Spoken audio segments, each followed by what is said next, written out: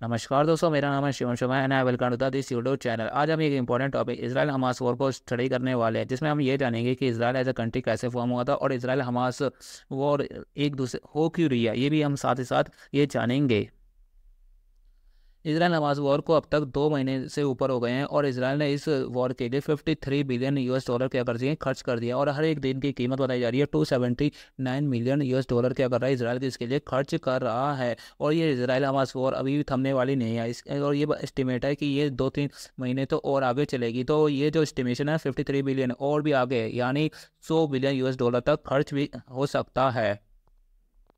अगर हम इसराइल के बेसिक इन्फॉर्मेशन ले तो हमें आगे पढ़ते हैं कि इसराइल की कैपिटल का नाम है जेरूसलम और इसराइल की जो करेंसी है वो इसका नाम है शेकेल। और आप नीचे देख सकते हैं कि एक यूएस डॉलर की कीमत कितनी है, 3.71 इसराइली न्यू शेकेल है। और ये अभी तक बनी, इसराइल हमास वॉर से पहले भी इतनी ही वैल्यू थी और इसराइल हमास वॉर के बाद भी इतनी ही वैल्यू है। और फिर ये डाउट आ रहा है कि ये वैल्यू चेंज क्यों नहीं हो रही, जस्ट बिकॉज क्योंकि इसराइल क्या कर रहा है, इसराइल के पास क्या है, बहुत सारे फॉरेन रिजर्व है और फॉरेन रिजर्व से क्या कर रहा है, वो अपनी करेंसी की डिमांड बढ़ा रहा है, जिसके कारण उसकी करेंसी में की वैल्यू में कोई फर्क देखने को मिलता नहीं है। अगर ये इसराइल हमास वॉर ऐसी चलती रही तो इसराइल को अपने फॉरेन रिजर्व बहुत ज़्यादा खर्च करने पड़ जाएंगे। और अगर मैं बात करूँ, इसकी करेंसी साइकिल है और इनके अभी करंट में जो प्राइम मिनिस्टर है वो है बेंजामिन नेतन्याहू।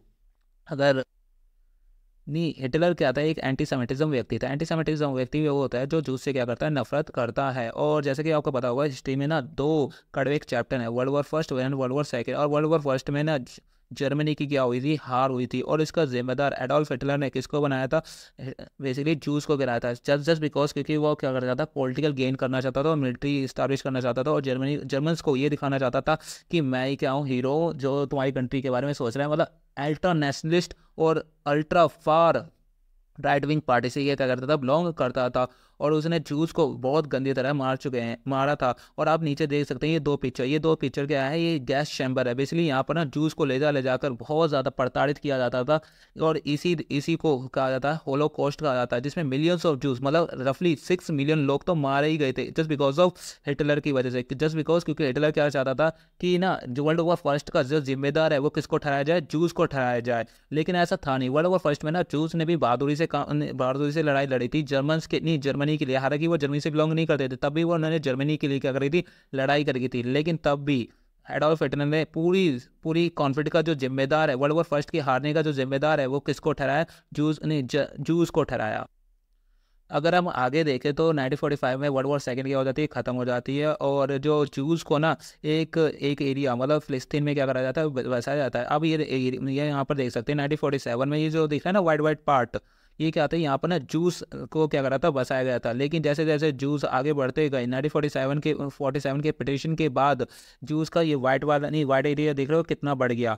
और जैसे जैसे और बढ़ते गए 1967 में एक वॉर हुई थी, 6 डे वॉर भी कहा जाता है, जिसमें इसराइल ने बेसिकली फिलिस्तीन के कुछ और एरिया क्या कर ले, कब्जा ले। और प्रेजेंट में अब देख रहे हो ये, अगर 1 मिनट में इसको अब अगर मार्क करूँ तो आपको ये दिख रहा है, ये अब ये छोटे से कॉन्क्लेव बैठ गए हैं यहाँ। ये इसे बोलते हैं फिलिस्तीन और इसे बोलते हैं गाजा स्ट्रिप्स। और गाजा में बेसिकली हमास रूल करता है और फिलिस्तीन में बेसिकली यहाँ आपकी एक लोकल गवर्नमेंट है जो क्या करती है, रूल करती है। और इसराइल की फॉर्मेशन कब हुई थी, 1948 में हुई थी। आपको आई थिंक आपको ये कॉन्सेप्ट समझ में आ गया।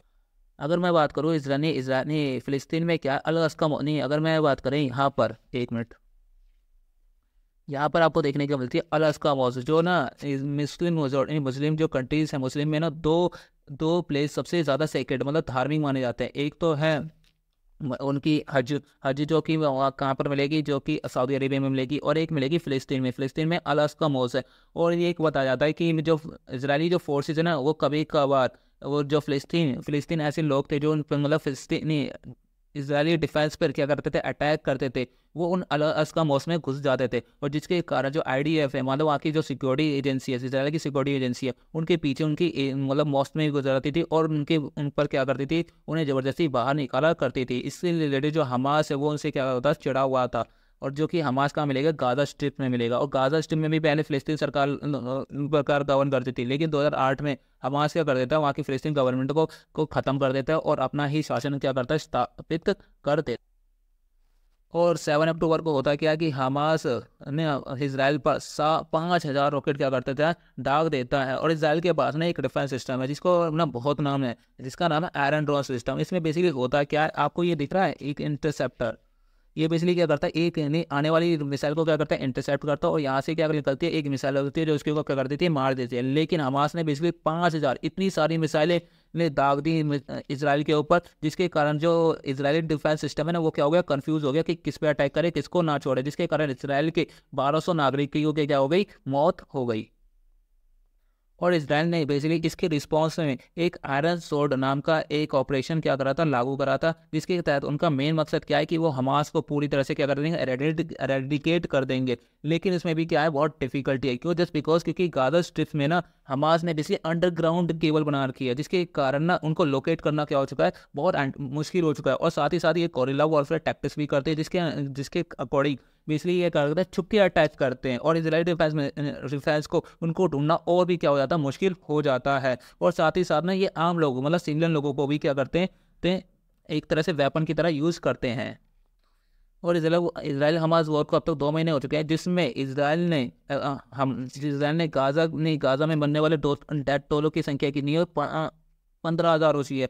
और इसमें अनफॉर्चुनेट बात है, इसमें सबसे ज़्यादा कौन बच्चे हैं, छोटे बच्चे मरे हैं, और साथ ही साथ वुमन में, जिसके कारण ना वर्ल्ड में जितने भी वर्ल्ड लीडर हैं वो इस बात को लेकर दुखी हैं कि गाजा में नहीं, हमास में नहीं, इसराइल क्या कर रहा है, गाजा में एक ऑपरेशन चला तो रहा है, लेकिन उसका ज़्यादा से ज़्यादा जो इम्पैक्ट है वो बच्चों और महिलाओं को देखने को मिल रहा है। अगर मैं बात करूँ इसके वर्ल्ड इम्प्लीकेशन क्या है, तो नहीं, इसके इम्प्लीकेशन ये हैं कि जैसे जैसे इसराइल हमास वॉर आगे बढ़ रही है, वैसे वैसे ऑयल के जो क्रूड ऑयल के जो प्राइस हैं वो यहाँ पर आपको 150 मिलियन US डॉलर देखने को मिलेंगे। जिसके कारण क्या हो रहा है, अभी अगर मैं करंट की बात करूँ तो करंट में 80 या 90 US डॉलर क्या पर बैरल क्या मिलता है, क्रूड ऑयल मिलता है। लेकिन अगर ये आगे और बढ़ती है तो ये जो एस्टिमेट है वो 150 US बिलियन डॉलर हो जाएगी, जो भारत जैसी डेवलपिंग इकोनॉमी के लिए भी क्या नहीं होगा, फायदेमंद नहीं होगा। इसीलिए ना इसराइल हमास वॉर को जल्दी से जल्दी क्या करना चाहिए, ख़त्म होनी चाहिए। लेकिन कहीं ना कहीं वर्ल्ड कम्युनिटी को उसमें बैठ के ना एक संधि मतलब पीस ट्रूस करवाना चाहिए इन दोनों कंट्रियों के बीच। आई होप ये आपको ये एनालिसिस समझ में आया होगा। और to like and share and subscribe.